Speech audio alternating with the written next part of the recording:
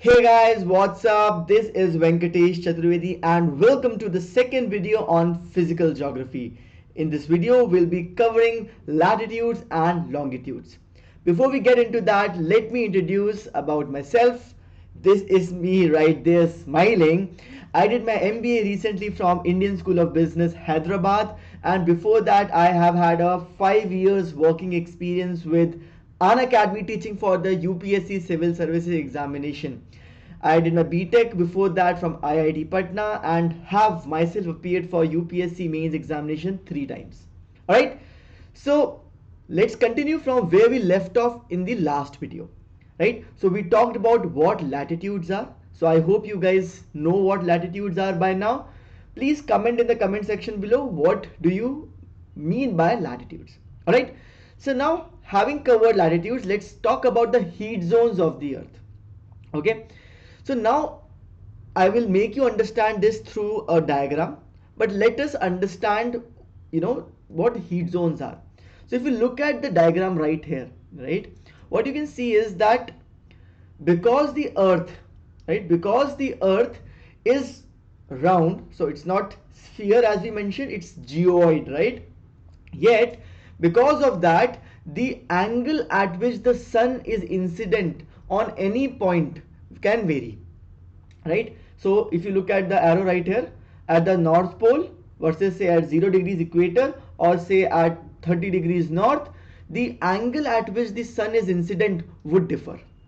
Alright, therefore what happens because of that is that the midday sun, right, is overhead at least once a year on all latitudes between though 23 degrees and a half north and 23 degrees and a half south latitudes. Alright, so if you see in this particular diagram, this area 23 degrees and a half north and 23 degrees and a half south, this area, the one in dark orange, is the torrid zone. It is torrid zone because जो सूरज है वो mid day के समय लगभग 12 बजे के समय कभी ना कभी इसके ऊपर इंसिडेंट 90 डिग्रीज पे होता है. Because of that this is the most heated up area. सबसे ज्यादा गर्म एरिया होता है उसको वो टॉरिड जोन बुलाया जाता है. सो जो ये सबसे ज्यादा आपको ऑरेंज कलर की जोन दिख रही है, ये सबसे गर्म मानी जाती है between the Tropic of Cancer and Tropic of Capricorn. ठीक है, therefore this has the maximum heat and is therefore called the torrid zone. Please note करिए, बिकॉज जो आपका ये टॉरिड जोन है इसके बीच में सूरज कभी ना कभी साल में परपेंडिकुलरली ऊपर मिड डे के समय होता है. So it also means that इसके बाहर यानी कि outside the Tropic of Capricorn and Tropic of Cancer, right, mid day sun कभी भी ओवरहेड नहीं पाया जाएगा. So the midday sun never shines overhead on any latitudes beyond Tropic of Cancer and Tropic of Capricorn.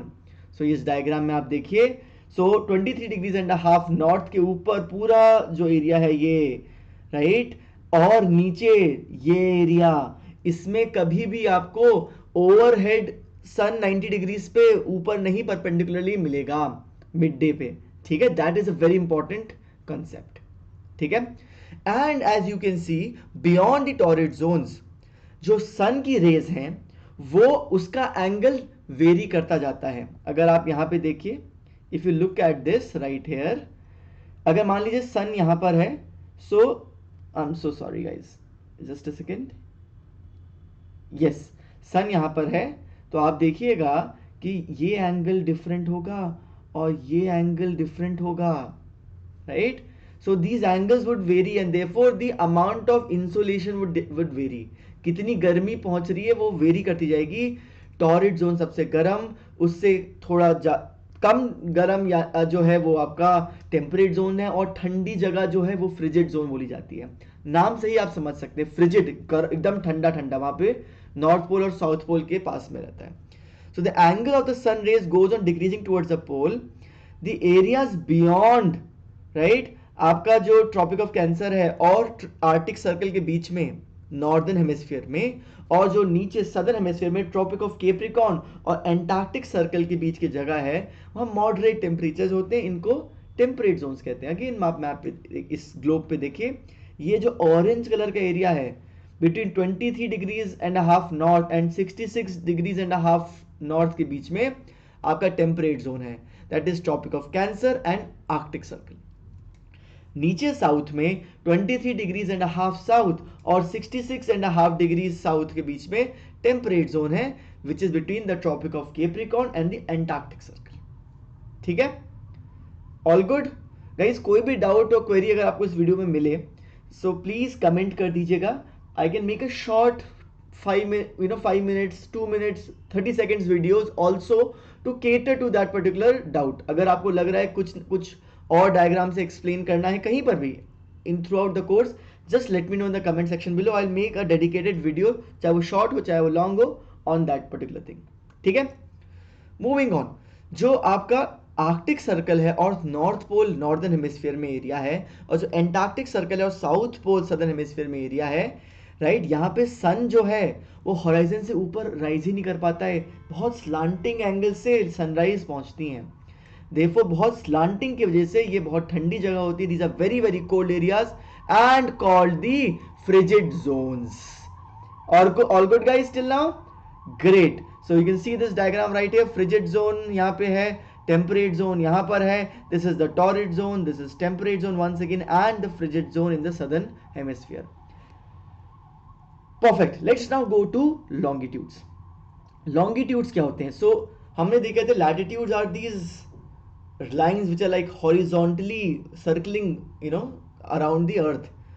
ऊपर से नीचे vertical अगर हम लोग देखें, जो नॉर्थ पोल से साउथ पोल की तरफ हमारी लाइंस, इमेजिनरी लाइंस जाती हैं, दीज आर लॉन्गिट्यूड्स। ठीक है, so it is the angular distance measured in degrees along the equator east और west of the prime meridian. So prime meridian एक हम मानते हैं, एक हम लोग रेफरेंस लाइन लेते हैं नॉर्थ पोल से साउथ पोल, जिसको हम लोग फर्स्ट मेरिडियन या प्राइम मेरिडियन या फिर 0 डिग्रीज मेरिडियन मानते हैं। उसके ईस्ट साइड में या वेस्ट साइड में हम लोग एंगल बना बना करके 1 डिग्रीज, 2 डिग्रीज, 3 डिग्रीज, 4 डिग्रीज घूमते हैं, तो उनको लॉन्गिट्यूड्स कहते हैं। ठीक है, so these are in the globe अगर आप देखें, so these are semi circles that run from pole to pole. मैं बार बार यही बोल रहा हूं, North Pole to South Pole ये आपकी इमेजिनरी लाइंस हैं, और ये एक तरह से कट करती इक्वेटर पे। आप डायग्राम अगर देखेंगे, if you look at the diagram right here, okay, so diagram मैं आपके लिए अगले वीडियो में ले आऊंगा, कोई दिक्कत की बात नहीं है। अगर मैं आपको यहां ही देखूं, so you can see North Pole to South Pole, अगर मैं ऊपर से नीचे लाइन बनाऊं, so these would be the longitudes. ठीक है, ऑलराइट, चलिए। ऑलराइट, सो आप देख सकते हैं कि इंटरनेशनल एग्रीमेंट के तहत, as per the international agreement, ये जीरो मेरिडियन जो लाइन है, यानी कि प्राइम मेरिडियन, यानी कि फर्स्ट मेरिडियन जो है, सो जीरो मेरिडियन कहते हैं इसको, द प्राइम क्योंकि फर्स्ट है वो, right, it passes through the Royal Astronomical Observatory at Greenwich, इसलिए इसको ग्रीनविच मेरिडियन भी कहते हैं। ठीक है, and all the other meridian, जितनी बाकी मेरिडियंस हैं, वो या तो ईस्टवर्ड या वेस्टवर्ड जाती हैं टिल 180 डिग्रीज। सो आप समझ सकते हैं कि 180 डिग्रीज ईस्ट और 180 डिग्रीज वेस्ट की जो मेरिडियंस हैं, they will be the same, because वो पीछे ग्लोब के पीछे जाकर के वो ओवरलैप कर जाएंगी। ठीक है, ऑलराइट, प्लीज नोट करिएगा, लैटिट्यूड्स जो थी हमारी वो एक दूसरे से पैरेलल थी, so the latitudes were not intersecting with each other. Very important characteristics, latitudes do not intersect whereas longitudes intersect at the poles.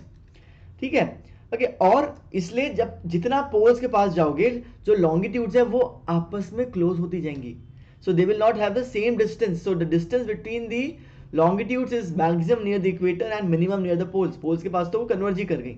ठीक है, so meridians of these longitudes converge at the poles and therefore वहां space उनका नैरोर होता जाता है। Okay, please note करिएगा कि जो हम लोग एक रेफरेंस टाइम मानते हैं, ठीक है, वो ग्रीनविच मेरिडियन टाइम को मानते हैं। So we take all the time zones of all the different longitudes from the reference point of this prime meridian, यानी कि जीरो मेरिडियन, यानी कि जो ग्रीनविच मेरिडियन है। ठीक है, देयरफॉर टाइम डिटरमाइन करने में लॉन्गिट्यूड्स जो होते हैं वो बहुत काम आते हैं। Why is this so? Because आप समझिए ना, जो लॉन्गिट्यूड्स हैं, राइट, उसके हिसाब से अगर आप रोटेशन को इमेजिन करिए, if you imagine the rotation of the earth, right, if you जैसे मान लीजिए ये आपका अर्थ है, right, if this is rotating like this, ठीक है, सो आपका जो सन है वो ऐसे इंसिडेंट हो रहा है, right, if this is the sun rays as the earth is rotating, right, आपके डिफरेंट डिफरेंट लॉन्गिट्यूड जो है वहां पर सन रेज पहुंच रही हैं, and therefore time changes according to that, ठीक है, ओके। आप समझ सकते हैं जो मैं आपको बता रहा हूं कि अर्थ जो है वो एक पूरा revolution, right, of you know, not this is, ये थोड़ा सेंटेंस गलत है, रेवोल्यूशन, ये रोटेशन किसको बोलते हैं, क्योंकि रेवोल्यूशन हम लोग जनरली मानते हैं around the sun, but rotation देखिए हम लोग 360 डिग्रीज रोटेशन जो अर्थ ऐसे घूम रहा है अपने एक्सिस पे, राइट, एक दिन में कंप्लीट करता है, जिसको हम लोग 24 घंटा मानते हैं, 24 आवर्स, एंड देयरफॉर एक घंटे में 15 डिग्रीज एंगल चेंज हो रहा है, सन जो है वो 15 डिग्री से शिफ्ट हो रहा है इन 1 आवर, यानी या फिर 1 डिग्री से हो रहा है 4 मिनट में, ठीक है। सो आप देख सकते हो कि as the earth is rotating from west to east, right, so जैसे ही हम लोग as we go eastward, right, 15 degrees हम लोग ईस्टवर्ड जाएंगे तो 1 घंटे से लोकल टाइम एडवांस्ड हो जाएगा। उल्टा अगर हम लोग ग्रीनविच मेरिडियन से मान लीजिए वेस्टवर्ड की तरफ गए, we go westward, local time retard हो जाता है by 1 hour. Very important concept, please guys उसको नोट करिएगा, ठीक है, ओके। देयरफॉर आप समझ सकते हैं कि places east of Greenwich meridian sees the sun earlier and gain time, whereas places westward of Greenwich Meridian sees the sun later and lose time। London में क्या है आपका ग्रीनविच मेरिडियन, सोचिए जापान, इंडिया में सन पहले राइज हो जाता है, ठीक है, therefore we see sun earlier and therefore we gain time। जबकि ग्रीनविच मेरिडियन यानी कि लंदन से अगर आप यूएस की तरफ जाएंगे तो सन बाद में मिलता है, therefore they lose time, as simple as that। Clear concept, longitude and time का concept very clear, very important from the prelims perspective specially guys, alright. चलिए, सो इतना ही था इस शॉर्ट वीडियो में। Thank you so much everyone, please like करिए इस video को, शेयर करिए, सब्सक्राइब करिए चैनल को, राइट, एंड आप मुझे फॉलो कर सकते हैं इंस्टा पेज पे by the name of UPSC with VC, right, नीचे आप देख सकते हैं, and do let me know any kind of courses that you want from me on this channel. I'll be more than happy to make those videos, right? Thank you so much. Have a nice day everyone.